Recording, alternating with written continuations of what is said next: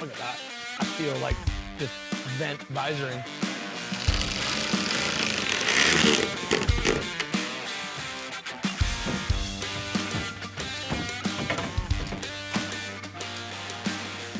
Look at that.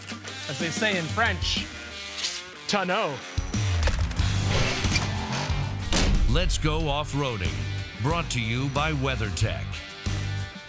Sun shining, beautiful day, driving my Jeep through the trails. If you take a 6-year-old kid in first grade and you say, draw me a picture of an off-road vehicle, they're gonna draw a Jeep. The best thing about owning a Jeep is that you can drive it down the highway at highway speeds. You can use it like a regular everyday car. And then what you can do is you can come to a place like this off-road park, which is my local off-road park, and you just simply throw it into 4-low, put a cooler of your favorite beverages in the back, and you can spend the weekend just out here driving over rocks. Jeep is the off-road vehicle. My first off-road vehicle I ever bought was a Jeep. 1985 Jeep CJ7. It started my addiction for Jeeps. I loved it. This Jeep here has turned into being one of the best Jeeps that I've ever built.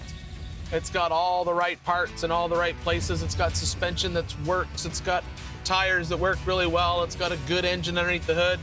Just a great vehicle.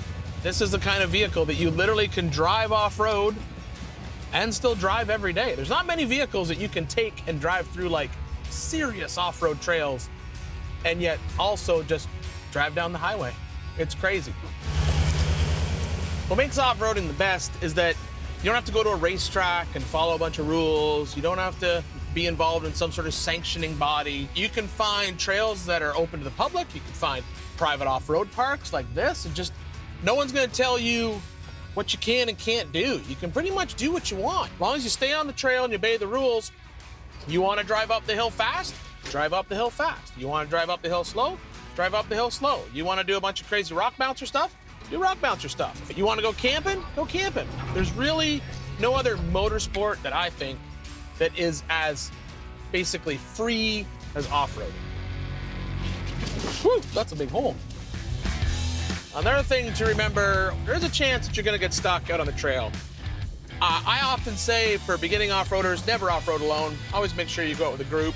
Make sure you go with a group of people who know more than you, and that way you can learn every time you go out. Myself, I will quite often do some mild off-roading on my own. I don't do anything crazy because I've been doing this for, gosh, almost 30, 40 years now at this point. And I can kind of tell when I'm gonna get in trouble, when I'm not gonna get in trouble. I have had to self-recover before in the past. And it's very challenging to do by yourself. It's challenging to winch yourself out of trouble, but it's also an experience. It's an educational experience. So once you are comfortable with recovery, then I would say it's okay to start hitting some trails by yourself, mild trails to start with. It's always good to have a functioning winch on your rig, but don't forget all the recovery equipment that you're also gonna need.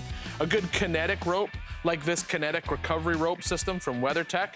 And then also make sure you have a lot of soft shackles and a lot of D-rings. If you're to go, just research online recovery gear. You can find what you need, and once you get what you need, learn how to use it. That's probably the other most important thing. You gotta learn how to use all that equipment, and you gotta learn how to use it right.